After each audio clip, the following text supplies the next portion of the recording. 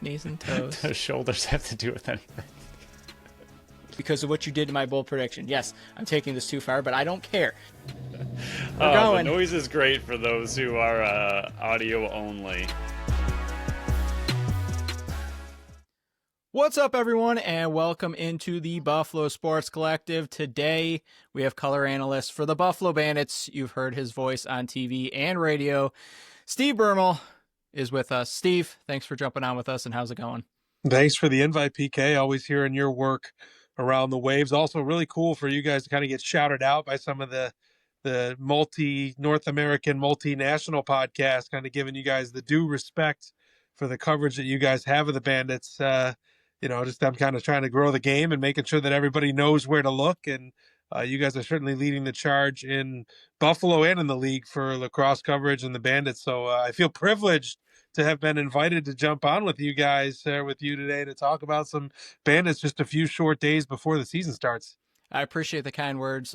You might regret saying that by the end of this. We'll Fair find enough. out. We'll set the tone early, and then whatever happens from there happens. Perfect. Yeah, but I had Pat Gregoire on with us last week, and I said that this offseason was the shortest, longest offseason we've had in a while. However, CBA is done. Sounds like it benefits both sides, and there's incentive for both sides to continue to grow the game to get better incentives in it.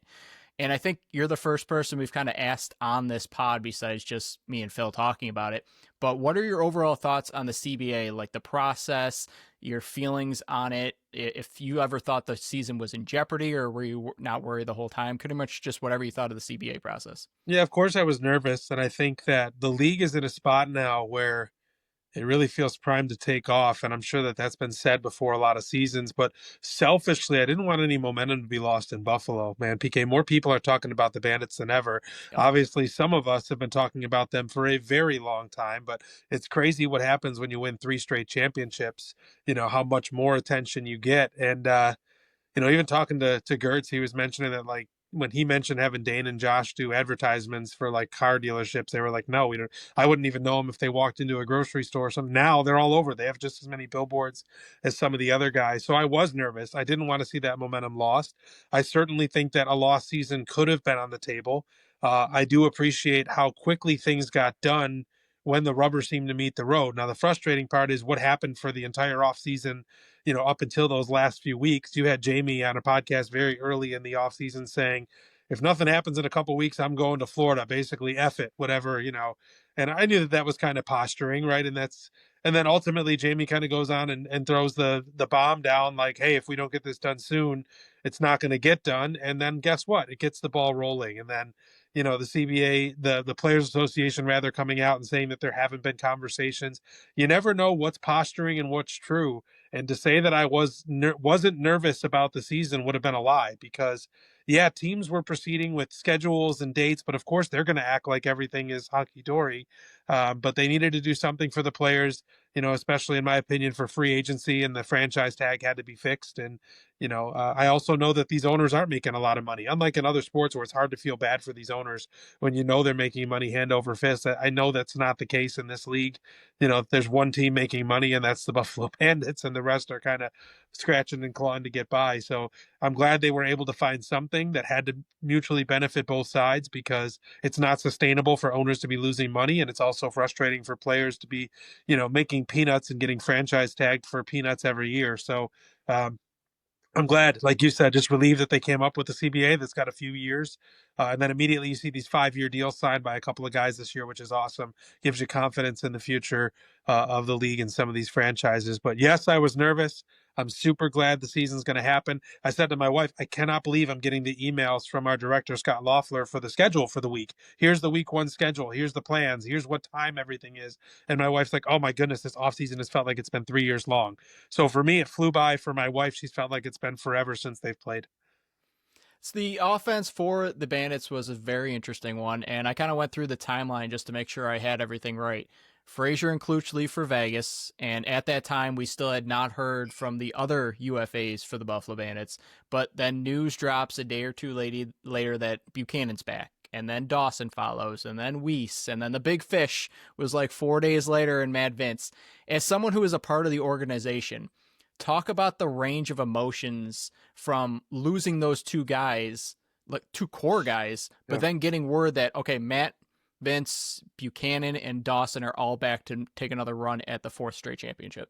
Well, I had a pretty good idea that Matt was going to be back. Some of the offseason information going around. I can't say anything until the press release comes out, but had a pretty good feeling based on what players were being emailed and, when physicals and stuff were happening. And, of course, I was excited seeing that. And you knew once Dawson re-signed, Yeah. Dawson said right after the season ended on Back of the Bird, like, they were throwing the R word around, and he goes, I started training as soon as the season's over. My decision is going to depend on where a couple other balls drop. Well, you knew exactly what that meant. You knew exactly who he was talking about. So, um, super cool that they're running it back. For the most part, and I know we're going to get into this. You did such a good job hosting the podcast, setting me the questions ahead of time, but I'm just going to blow them up anyway. Um, it You look at the roster and what's finalized, and overall, yeah, you're losing Klutch and Fraze, but this team is still pretty well put together. And you could look at it two ways. You could say, they're another year older, and this is another year that they're taking another kick at the can. It just, hopes and dreams on a fourth. Or you can say, damn, they've brought most of this team back together. Yeah, you lose Klutch. Yeah, you lose Fraze, but those are your second or third options on each side of the ball. You didn't lose any of your big guys. And for someone like Clay Scanlon, who you've loved, I love watching play. I love the way he played. Now that the way is clear, he's no longer going to be a practice squad elevation occasionally. This guy's going to be playing on the left side, it seems. And then don't forget, you added some guy that scored a few goals in his career, Ryan Benesh, and all he's doing in the preseason is potting goals as well.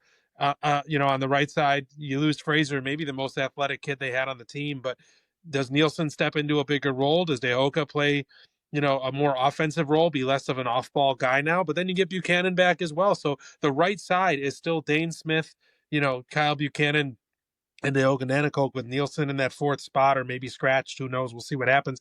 And the left side is still Josh Byrne, Ryan Benesh, and Clay Scanlon. Overall, they're still pretty loaded, and the team looks pretty similar to last year. Yeah, and McKay on that left side. Now that he's Oh my got that gosh. official forward next to his name now. How do I too. leave him out? Right. Maybe because he always plays transition defense or offense, depending on what year you look at. How did I forget about McKay? My goodness. Now, we've been doing this podcast going into year 5 covering this team, and it's the biggest shakeup we have seen in that time. 2 new faces who are likely going to have meaningful minutes sign on, and both of familiar faces in Mike Triolo on the right-hand side and Ryan Benesh. And I know everybody that's listening, he's not on the 20-man or 21-man roster. He will be. Don't worry. It's going to happen. But they're both in. How do you think both of these guys coming into this type of offense, who has had the same 6 or 7 guys for 4 or 5 years now, how do you think they're going to integrate into that offense? I think it's easy to get up to speed. Like when you look at when Nielsen played, how quickly he was able to make an impact, scored on his first shift. I think it was his second shot. Some of the people said his first shot. I think he got 2 shots on the same shift and the second one went in. But you don't have to be the guy, which is helpful for when you're stepping into a new offense. Triolo never really cracked the lineup with the Bandits the last time he was, part of the squad. And now I'm just curious to see on the right side who's going to be doing the off-ball work. Like we know Dehoka's been the main guy doing that, but Triolo has something you can't teach with size. And we'll see who's kind of doing the off-ball work to get Dane open, and to see what that right side offense looks like. And on the left side, Benesh is just a deadly shooter. So that's going to be Scanlon probably mucking it up on the left side to kind of be scrappy and make some shooting lanes for those guys. Ryan Benesh is going to fit in any offense. He's practically played in every offense in this league and has had success just about everywhere. He announced his retirement before last year, saying it was going to be his last rodeo, and he played so well. I texted him middle of the season. I said, Benny, how are you even considering retirement right now? Like, you are playing incredibly well still. Like, it's not, there's like some nostalgia or some hope or favoritism for a guy that's been playing for a long time. He's still got it. The guy is still potting 4 goals in a preseason game, with one hand behind his back, basically. All he does is score goals. So he's got to be excited to come back. He's chasing that ring. And he probably had to think, if there's going to be a chance for me to do this at 40 some odd years old, that this is going to be it in Buffalo. If they can four-peat, he might be able to, such an illustrious career, like the Chris Paul of the National Lacrosse League, has just done it all and is in all the record books.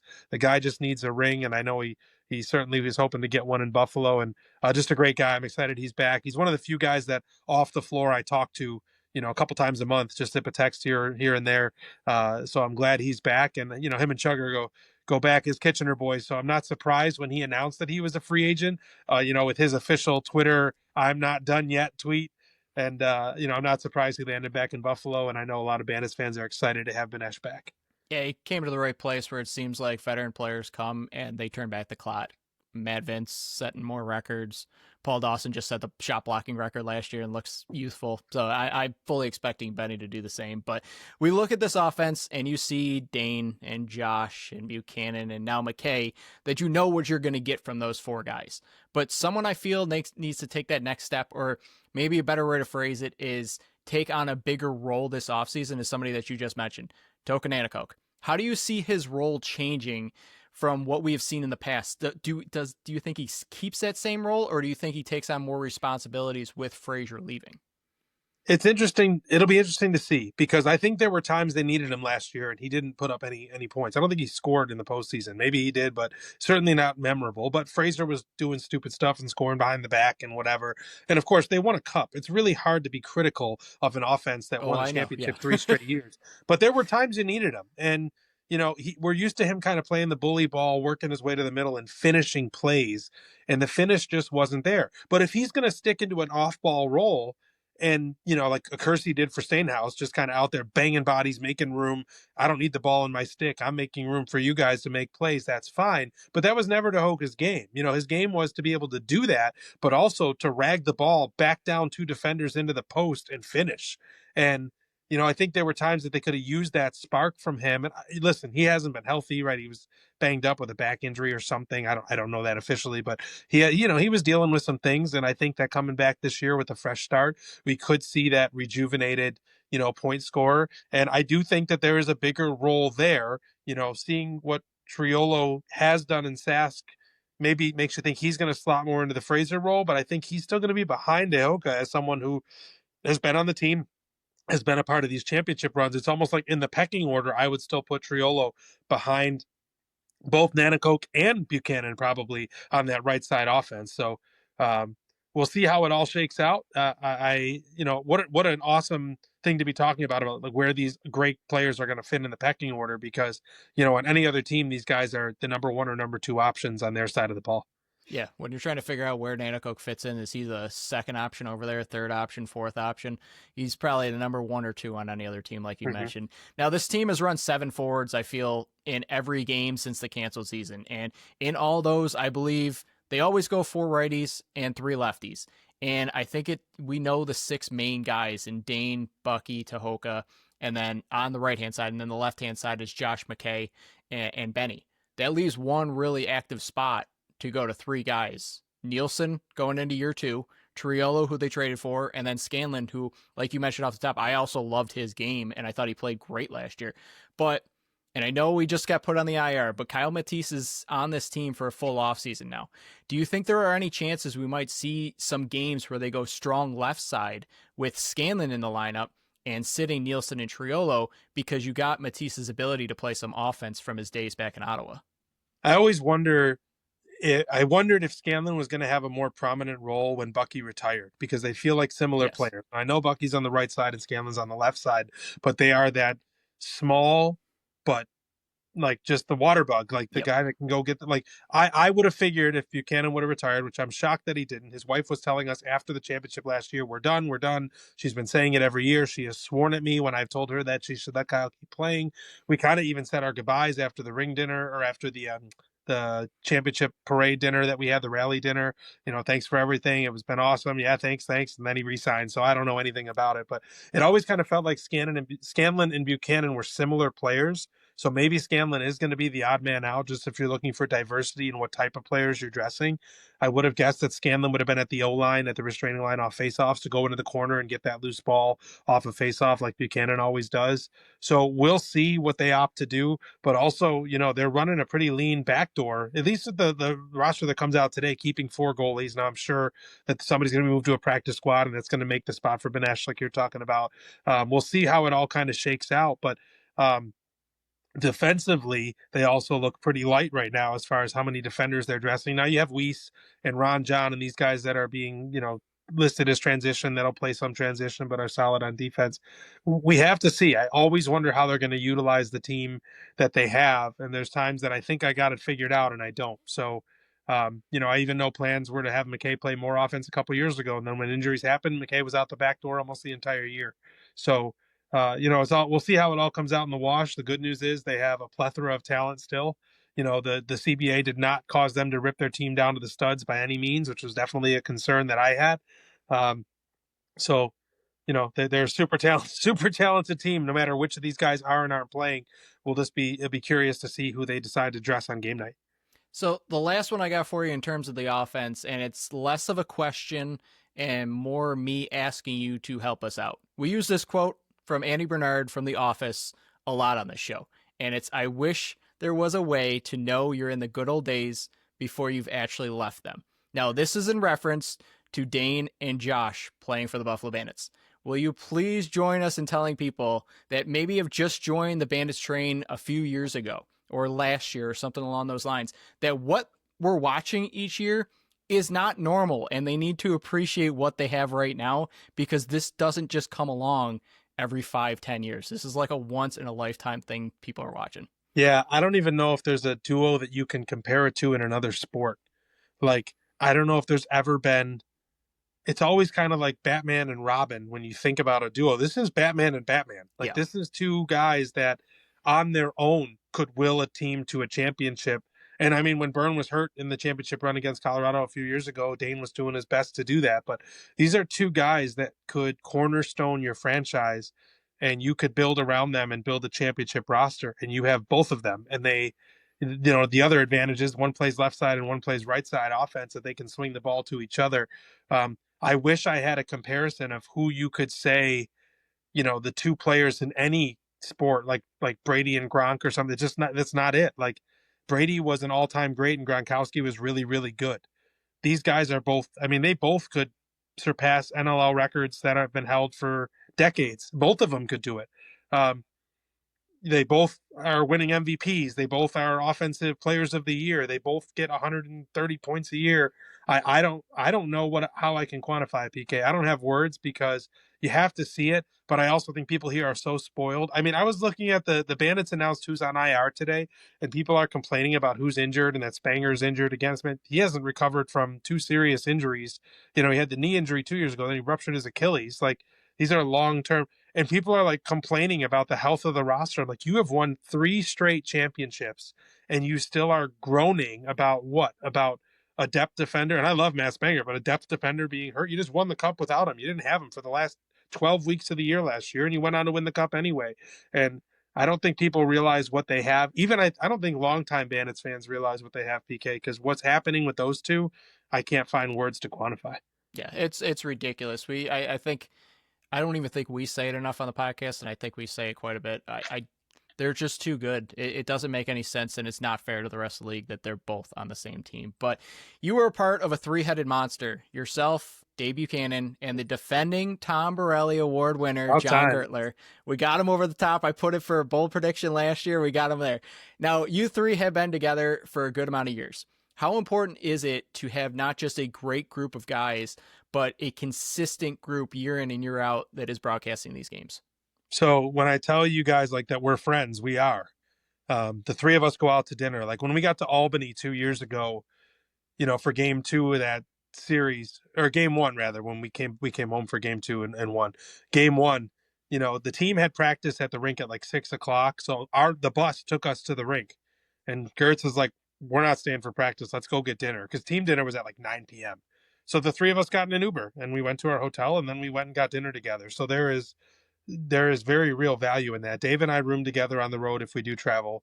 And we talk, all the time. And, I did sports writing for 10 years about the Bandits before I did one broadcast. And I learned more in my first broadcast with Gertz than I learned in the 10 years combined, just because he's been in the biz for so long. And I've learned so much from him. And Dave and I have good synergy too, because when Gertz did a national game last year, Dave and I did radio, just the two of us. I did play-by-play and he did color, and we did great with that. And then he did color for Rochester, and I was between the benches. There was a game that Ripper was unable to make the game, so Brandon did play-by-play. They called Dave up first to do color, and then they had me do between the benches. And yeah, we are. I think we're pretty good at what we do, and we know the game well. Gertz has been around the game for decades, so have I, and Dave a long time. We know the sport well. We do our homework. We're not.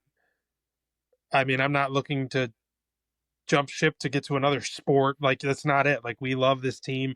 I've been a season ticket holder since 2008. I've been going to games since 1993. As a kid I was going. So, um, you know, for us, it's not something that we stumbled into. It's something we were passionate about before we started doing it.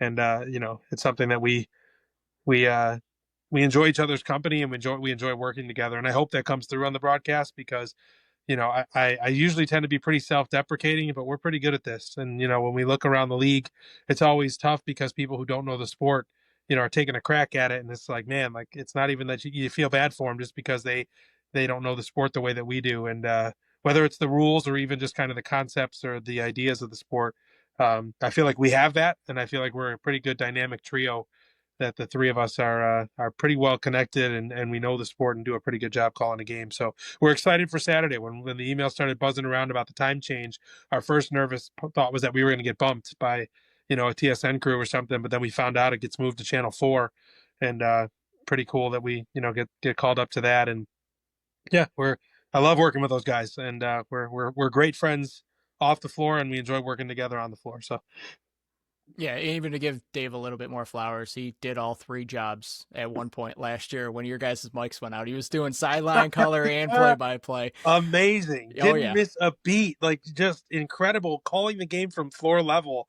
Like, we were frustrated that our sound went out. We were getting talked to the league about making sure that we were, super professional, because it was a national game. It wasn't, make sure we're not calling it as, being Bandits favors, which we never do anyway, in my opinion. And then our mics drop, and we were just like, we were so frustrated. But we're listening to Dave call the game. We're like, he is rocking this. Like, he did awesome, absolutely amazing, just to not even miss a beat and call the game from floor level like that. So let's flip this over to the defensive side of the ball. The main core is back, but what a lot of people are talking about, and I don't know if you've gotten the time to read it or are up to date on it, but the new shot blocking rule, or Yep. how everyone is calling it the Bandits rule, even Yep. though everyone else was coming along and taking it from them as well. I was first a bit indifferent about it, but the more and more I've thought about it and heard multiple other people talk about it, I'm good with the change in terms of league play. If you're taking off Bandits biased hat and looking at it as a league perspective, I like it because I feel like that's going to open up more goals, and it's given a little bit more space, and you're not having multiple goaltenders in the crease, if you want to call it that. But what are your feelings on it, and how might that change the Bandits, especially on the penalty kill? And then secondary, I asked Phil this the other day: is Paul Dawson's shot blocking record the safest record in all of sports now because of this rule? I think I don't necessarily love the rule, because when I hear shooters talk about it, there's kind of two sides to it. One, it's like, it's BS, get out of the way. But the other one is like, you got to be brave enough to soak it. Like, you got to stand in there, and not everybody's going to do that. And I think it was Tino Farah and Morning Shoot Around, where Tyler Pace was like, I hate it. One of the guys like, I hate it, but the other was like, if you're brave enough to stand in there and soak it, then stand in there and soak it. And I think of the PK especially. Funny, I'm talking to PK, but the penalty kill especially. You always had kind of the twin towers on either side of whether that was Wires and Dawson, or if one of them was hurt, like Pre or somebody would step in there. And I can only imagine trying to score on that as a power play, but the other reality is you could still do it. Like, it did happen. Like, it wasn't impossible to score. It was just tougher to score. And if the teams are doing something creative to make it harder to score, that's their job. Like, if you invent something or you do something, and then the entire league starts mimicking it because, you know, it works. But what the Bandits had was a complete and total buy-in from Dawson and from Wires. Like, you watch Wires the first few games of his career, he wasn't quite sure where to set up on the penalty kill. He kind of was a little bit deer in the headlights, and you couldn't blame him as a rookie. And now the dude is literally playing goal, just like Dawson. And Dawson's record has got to be safe. I mean, first off, he was drafted as a goalie. For those that don't know, he played goalie in junior when he comes out. And then you have Vino, who played long pole defense and long pole in the field game, and you have Dawson, who played goalie, and now you have Vino and Net and Dawson playing D. But it's going to be harder to block shots for sure. But also, Tyler Pace talked on that same podcast about he looked at a perspective from behind where he shot from, and the defender that blocked it for Buffalo had another defender directly behind him. He's like, if so and so didn't block it, then Justin Martin was behind him to block it anyway. So it might be tougher to pack it in and get those shot blocks, but Dawson's still going to be out there throwing out the legs and the arms, putting the chicken wing out there to try to. The number of times Dawson goes up like a goalie and sticks his arms and shoulders up is just absurd. It's just a little bit different. I wonder how many times it's going to happen or be called. It's gonna be a big shift of mentality, I'm sure, for someone like Dawson, who has his entire, especially his run with the Bandits, but is just posted up in the crease there. It's definitely going to be a philosophy change, but we'll see. We'll see what happens, and we'll see if the penalty, how it occurs. I think that last week they talked to Brian Lemon about it, and I don't remember if he answered on Lacrosse Classified. Like, what if a player's running through the crease, or what if a player has one foot in the crease or their heel on the line? I don't know if he answered that. I was cooking dinner while I was I listening don't believe to it. he answered it. I listened I was to going it to too. say, I don't think he I don't really remember. talked to the specifics of it, but is it going to be one of those things where it's called down to the blade of grass that if your left heel is on the white chalk line when you block a shot, that's going to be a penalty? We'll have to see. Yeah, the only other thing I'll say about that, and a lot of people were saying like this is not fair, it's 3 goalies and stuff like that. All I would come back with is 2 things. If it was that easy, every team would do it. Yep. And second, if you don't get that block shot, half the time you're screening Matt Vince. It's going in. So it's going in. So it's you can only take so much. Westberg Westberg kind of figured it out with the underhand, right? Yeah. He would just go low. And obviously there's a lot less meat down at the ankles than there was up top where the chests are. And Berg would just go underhand, and he had a ton of success finding the back of the net because Vince is not going to see it, and it's going to skirt its way between everybody's feet easier than it's going to go past their chest and stomach and shoulders when they can see it at face height. So it definitely it wasn't a perfect system, but anyways. Yeah. So we heard whispers from around the league about the impending news on Justin Martin, and then a few weeks go by and he does announce his retirement. To the average fan, that might just watch this game and then go to the box score, can you explain how big of a loss Justin Martin is to this team? Because personally, and I think I've said it, and I think Pat Gregoire also said it, this feels like the biggest loss in an offseason since the run began back in 2019, because even if you want to look back at game 3 in the finals, why did Austin Shanks go away? Because they put Justin Martin on him the rest of the game. That's why he disappeared. And to me, he's the biggest loss that this Bandits team has faced in a long, long time. Yeah, Marty's the silent assassin. super quiet off the floor too. Always felt privileged when I could have a conversation with him because he's a pretty quiet guy, but a super nice guy. Never an ill word to say about him because he's awesome. But the definition of a silent assassin, and it's kind of like, when you say, oh, a good defender is one whose name you don't hear called that often. And that was just it. He wasn't giving up goals. He wasn't missing his assignment. His footwork was fast. Like, that's just it. Whether it was fighting through a screen or making a switch or rotating from crease man to high man or vice versa. I can only imagine how good his communication must have been, but just literally like a shutdown defender, like kind of the example of like a cornerback in the NFL that doesn't get thrown at. Like, he's such a shutdown guy. You don't hear his name called because the ball doesn't get thrown his way. And that is a huge loss because, he was so steady as he went and so reliable. And I'm glad he didn't sign with another team. When he didn't sign with Buffalo, I was getting real nervous. I was like, why would he play anywhere else? Why would he want to sign somewhere else? What's going on? And retirement seemed like the option that made more sense. And I'm sad to see him go, because of what he meant to these championship runs. And I honestly, if as insulting as it might be to 2 great offensive players like Kluch and Fraser, I think you nailed it, that the biggest loss for this team is losing Justin Martin, because you can find scoring with Benesh. You can find, athleticism out, with the right side with maybe Nielsen or what Triolo can do. They didn't replace him. They didn't add any defenders to the roster, and what they have on the line in this lineup is not going to replace what he does. Like, yeah, Ron John might play more now, which I love Ron John. I love him in transition. He's not replacing what Justin Martin did for that defense. Yeah, and you're looking at this defense, and with Martin's retirement, it feels a bit light on the left side, because right now it's just Zach Belter and Cam Wires, and that's nothing against them. They are awesome defenders, but if one of those 2 goes down, you're looking really shaky over there, especially with Whitty and John more listed as a transition role, even though they're going to play mostly defense. Now you're looking at the current crop of UFAs, and I know a bunch of just went out there with cutdown day. but it's John Lintz, it's Brandon Slade, neither of which really move the needle for me.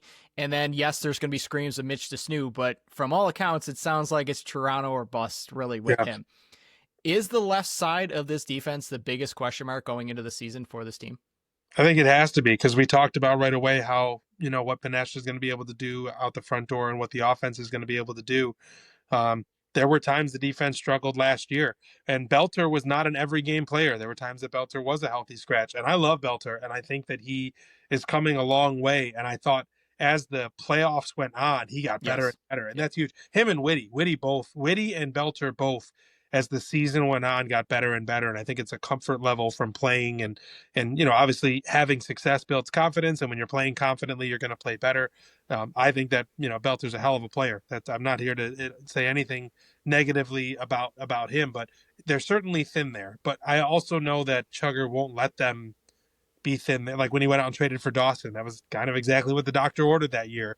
He's not afraid to go out and make a move and get something figured out if there's a hole. So I don't know if a hole exists there yet, because we haven't seen how this defense is going to come together, and what it's going to look like without Justin Martin.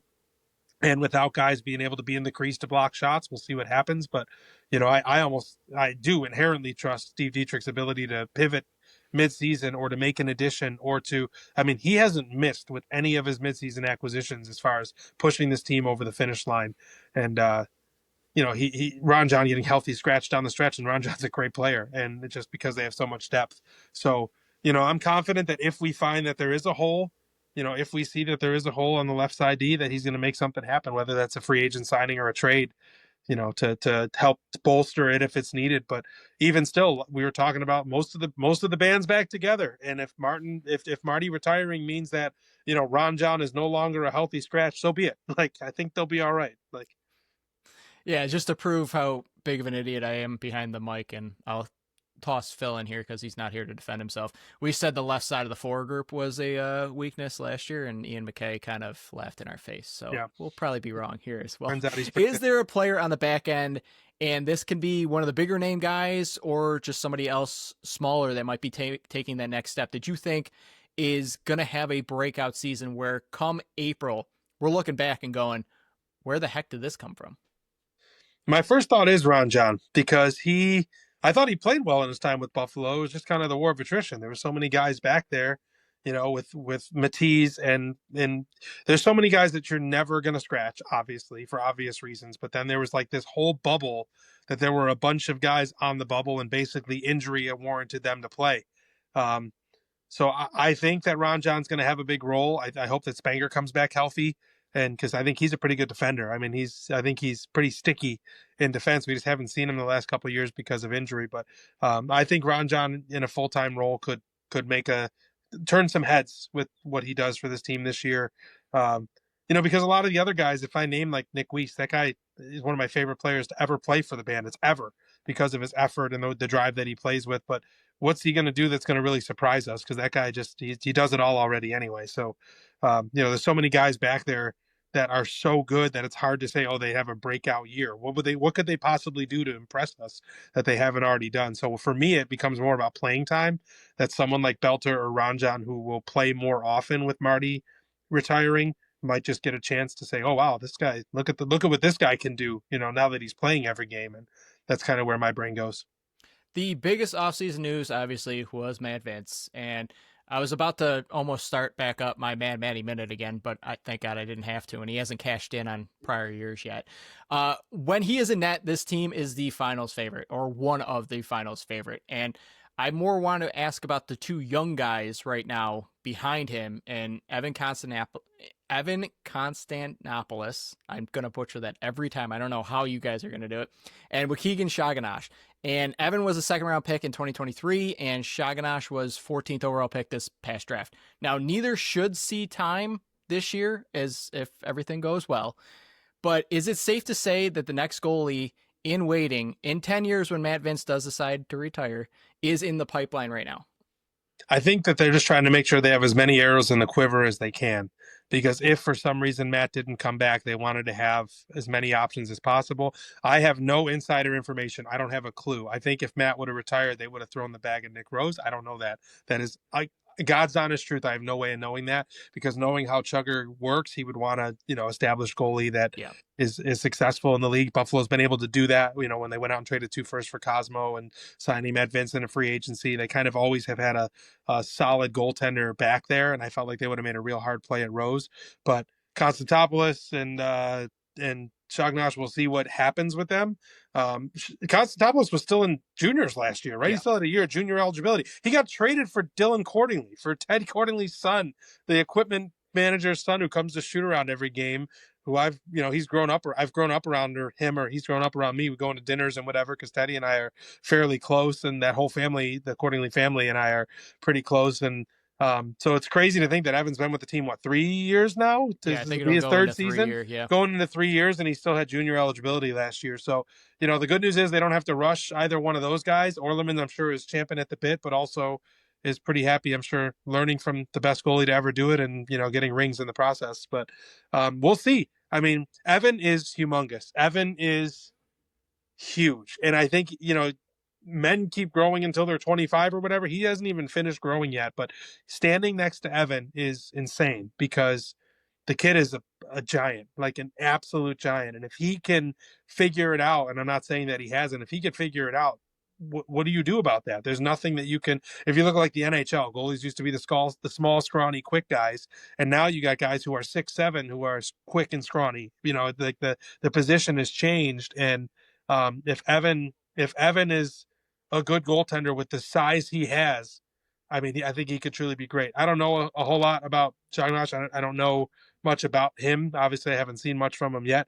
But like I said, I think the plan here, have as many arrows in the quiver as possible for, when Matt Vince retires, whenever that might be, that they've got as many kicks at the can as possible to replace him. And if it's already in the system, that's a bonus. You're a Buffalo guy, and I'm trying to keep this interview pretty positive. So all I'll ask is, how bad does this city need the Buffalo Bandits back with how the Bills and Sabres season has gone so far this year? Hey, don't let the Sabres get hot, because That's true. they're playing really well. 8 The of the past last couple 10 games, points. it's crazy, because as they get healthier, holy moly. Yeah. And you even realize, like Darlene, what he must have been dealing with before, because he didn't look Yeah. himself, and now he's come back and he's on fire.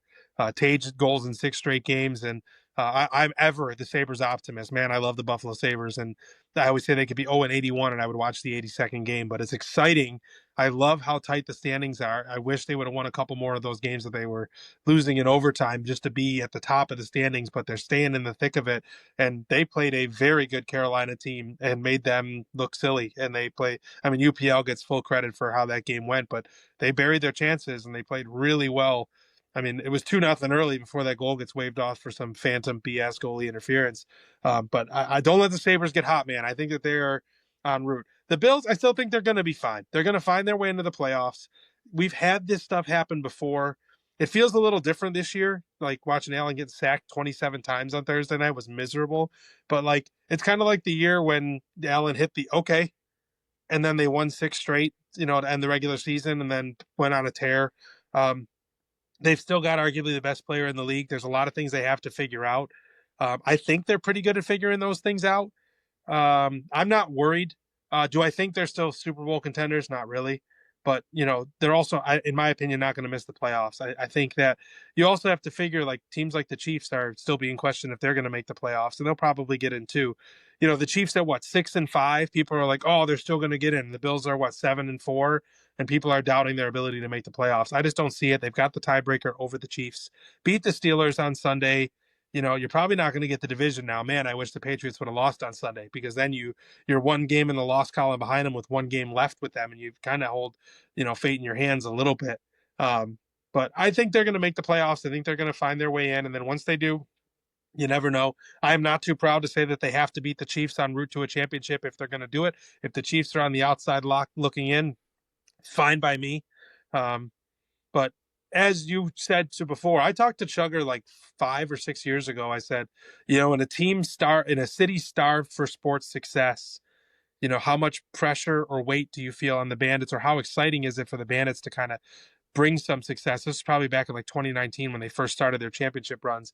And he didn't give much credence to it. He's kind of like, yeah, we just kind of want to be successful. We want to do, well, man, 3 straight championships has me and everyone else, ready for Saturday, because, the number of times people say, oh, the only team that can win anything in Buffalo. And of course, I love all of our teams in Buffalo, but there's some truth to that with 3 straight championships and 7 all time. There's people who don't know who these guys are and are learning real fast and have jumped on the bandwagon, and it's really cool. And how blessed am I to be a part of the organization? I don't deserve any of the credit, yet I have championship rings and days with the trophy to show for it. Kind of funny, I've had to talk to my daughter, PK. She's 8, and she goes to every game, and I've had to explain to her, Addie, this does not happen every year. Like, if God forbid they lose, she will be beside herself because she has not experienced loss. And even if they lost a game, she's disappointed, but she has watched them. She's doing snow angels and the confetti on the field. Like, she has not seen them lose a championship since she was 5 years old, started coming to the games. And I hope it's not this year or any year for that matter. But if they lose, she doesn't know what losing feels like.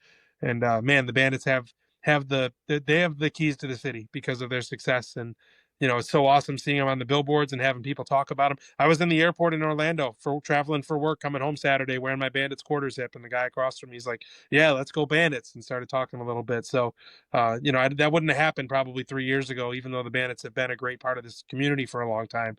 3 straight championships has all eyes on them, and I love it. They deserve it. So Bandits versus Swarm Saturday night in Banditland with the banner raising ceremony. It's the 3rd straight season we're seeing that go up, and they're 2-0 in those games. So this might be a stupid question. I've been known to ask those, but how important is it for the team with the emotions that night to get out to a hot start, or is this just like another game for them? Been there, done that, and it's not really a factor. I think it's going to be way more been there, done that, because now it's the 3rd banner raising ceremony. Yeah. Maybe the first one, San Diego, Yep. they were a little bit juiced up. I think they were losing most of that game against San Diego. I don't remember. It was a close game. I think they won by 1 goal or something. But Georgia scares me, man. When we talk about the championship 2 years ago, it took overtime, and that Georgia team took Buffalo to the brink. And Dobson, the regular season game that Georgia beat Buffalo, and Dobson absolutely sparkled. Ended up going out afterward to rec room with Mernsey, and of course Mernsey coached Brett in college. Yep. So we go out, and Mernsey's like, "Oh, Brett, what a game, making the saves!" And he was all excited. And I just said to him, "It's not easy to come into Buffalo and steal a game." I said, "And you sure did that today." So you have to worry about Lyle, you have to worry about Brett every game, and I think Ed Camo, man, I think he's well respected in the lacrosse community, but however much respect Ed Camo gets is not enough, because that dude, I mean, people may not remember, he took the Titans, the New York Titans, to the championship in 2009 against Buffalo.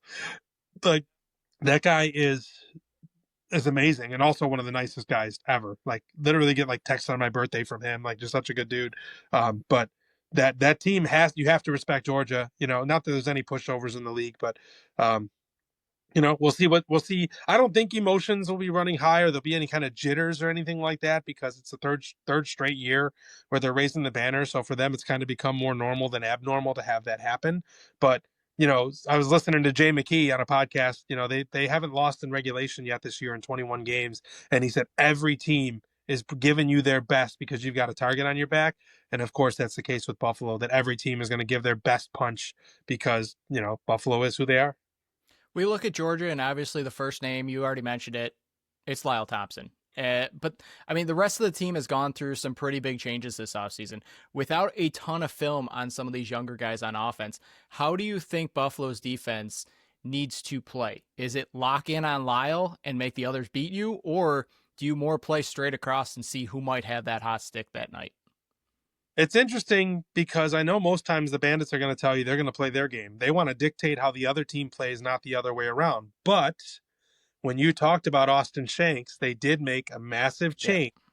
Going into game 3, I interviewed Steve Priolo for radio, and he told me that they were changing what they were doing with Shanks. And he goes, I don't care that I'm telling you, because this doesn't air until 7:15 anyway, right before the game starts or whatever. So I'm not spilling the tea for them to hear, but they made a significant change to have Pre go to Shank size and to have, Marty shadow him a little bit, like you mentioned. That they do sometimes they can key in and lock off somebody, but then you got to watch out for everybody else. And they over the years, Andrew Q, and he's with Colorado now, right? But Yep. like over the years, there were other guys on that left side, Shane Jackson, that were bandit killers. Like you can shut down Lyle, fine, but they're going to have other options. But ultimately, I think Buffalo, especially game one, is just going to play their game and see what happens and let it come to them. I can't imagine that they're going to give. You mentioned all the young guys on the roster and some of the changes. I don't think Buffalo is going to be worried about that so much. I think that they've played Lyle enough. Gosh, they know they have the book on him. But ultimately, I think the way Buffalo plays, they'll dictate pace of play and make Georgia play to them than the other way around. So, unless something goes really crazy early on, I don't think that there's too much. I don't think they need film, PK. I think they're pretty damn good. I don't think they need film on anybody to be worried about shutting down a team. So You already mentioned him, but Dauber's in net, and he seems to have Buffalo's number more times than he's off. And the 10-9 overtime victory where Josh Byrne cashes it in, and the one that you already mentioned, the 9-8 loss at home that he kind of just took over that game. I believe in the 5 games he's played versus the Bandits, he's got a goal against average of 10.5. Is he the X factor in this game? Yeah. I mean, you look at the games that the Bandits lose over the years, and it's usually a goaltender stealing the game, because their offense is so potent and so high powered that it takes a goaltender stealing a game to come into Buffalo and win. So yeah, he has to be the X factor. If you hold this Buffalo offense under 10, that's pretty impressive. And then look at it from the other perspective. And in the last 2 postseason runs, when Matt Vince decides you're not going to score, you're not going to score. And when he does that, the games are embarrassing. Like, for lack of better terms, the Colorado game 2 years ago and the SAS game 3 in Buffalo, when a goalie decides that you're done, and there's nothing you're going to do about it. And Dauber has shown that he has the ability to do that. He's got to be juiced up being at home, being, I'm sure more of his family's around, where he played college ball, and he's just super talented. So we'll see. And, I'm excited to see what this Georgia team looks like this year, but also excited to see, how Buffalo comes out of the gate, obviously on the path to looking for 4 in a row. Just 2 more for you here. Yep. For the Bandits to get this win, this needs to happen. What is it? For the Bandits to get the win, it needs to happen. Let's say, because of what we talked about, let's say score 12. I think if they get to 12, it feels pretty good. I know that that's pretty cliche because it's probably true of most games in the NLL. But based on how we're highlighting it, if you were to tell me, hey, the Bandits are going to score 12, I feel like they're going to win. If you tell me, hey, the Bandits are going to hold Georgia under 10, I don't know that means that Buffalo's going to win. If you say, Buffalo scoring 9 goals, I'm not confident that they're going to win the game, as much as if you tell me Buffalo gets 12 in there, that they probably will win. So if their offense manages to pot 12, I think that they find a way to win on Saturday. Final question, and just like last year, it's going to be something unrelated to the guest and the sport. Perfect. If you were to combine 2 animals together and form 1 new animal, what 2 animals would you use to combine? Well, I think that I've answered this question before, oddly enough, in another situation. I think I would want Pegasus to be real. I think a flying horse, so whatever animals you want, like a vulture and a horse, because you need pretty big wings. If that was a real thing, we don't have, with all the animals that we've tamed, we don't have the ability to fly on them. So that's where I go right away, because that's not the first time I've been asked that question, and it wasn't by you guys. But I think having a real Pegasus would be cool. Mine, and I can't take credit for this because I heard it on a podcast, and for some reason I can't get it out of my mind. But ever since I moved to my new house and I got a ton of acres in the backwoods, I can't stop hearing crickets. So I thought it would be very funny if you combined a cricket with the voice of one of those screaming goats, and then you just got screaming goat crickets in the backfield nonstop. You'd have to make adjustments to your real life. Yeah, but how would you sleep? Yeah, it would be funny though. I just can't get it out of my brain. I heard it somewhere and it's stupid. Was that Taylor Swift's answer from the screaming goat video of? I don't think it was her answer, but it was a different podcast. I'm just joking. It's so stupid. I loved it though. But Steve, thank you for joining us on the Buffalo Sports Collective. Do you want to let everyone know where they can find you and maybe anything else you want to plug for the listeners? Yeah, on Twitter X at Steve Bermel, on Instagram at Steve Bermel. Lots of Facebook friends from Bandits fans. Happy to be Facebook friends and talk about the musings with that. But otherwise, Channel 4 Saturday. at 7:30. The pregame banner raising was just announced. I don't know if it's been officially announced, but I think it's going to be held at 7:15 on all platforms: TSN Plus, ESPN Plus, NLL Plus. So people that have been asking if they can see the banner raising on Channel 4, the answer is no, but you will be able to stream it on all those services before face-off at 7:15. I don't know who's got our radio call this weekend. I don't know if it's 15:20 or 5:50 yet. The Sabres play Saturday? I know they're playing I the don't Devils. recall. I think they do. They Don't they might. play the Devils Black Friday at home and then they go to Minnesota for a weird back-to-back? That sounds right. Yeah, so if the Sabres are on, we would probably be on 15:20, but I don't know where we'll be. But Saturday, 7:30, Channel 4, not CW23, Channel 4, most likely 15:20 a.m. for radio. Yeah, I think that pretty much covers all of it.